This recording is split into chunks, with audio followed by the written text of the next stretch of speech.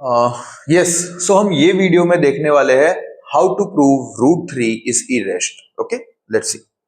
So first of all हम क्या करेंगे, एज यू नो कि हम यूज करेंगे मेथड ऑफ कॉन्ट्राडिक्शन. इसमें हम लोग क्या कहेंगे कि लेट से रूट 3 इज रैशनल. कैसा है रूट 3?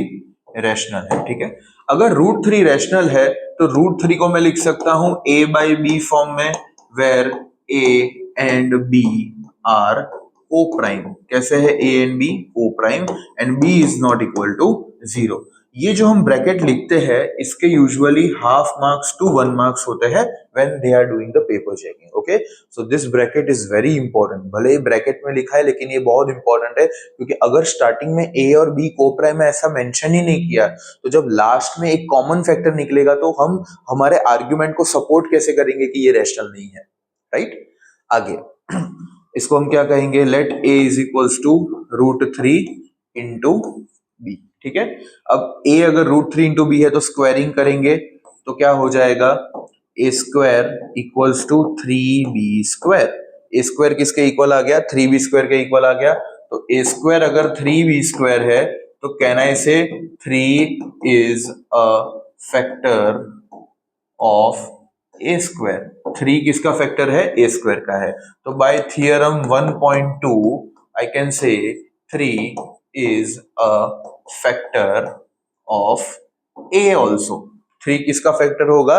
ए का भी फैक्टर होगा. ठीक है, अगर 3 ए का फैक्टर है तो can I write a is equals to 3 into something, और समथिंग का नाम दे दिया c. अब c क्या है? c is any constant. c कोई कांस्टेंट नंबर है. ठीक है, तो अगर a is equal to 3c है तो a स्क्वायर किसके इक्वल हो जाएगा? 9 इंटू सी स्क्वायर. दोनों साइड स्क्वायरिंग करेंगे तो अब जो a स्क्वायर है वो किसके इक्वल है? 3b स्क्वायर के इक्वल है. तो यहाँ पे मैं सब्स्टिट्यूट करूंगा 3b square equals to 9c square. 3 1 जा 3 3 जा, तो यहाँ पे मैं कह सकता हूँ b square equal to 3c square.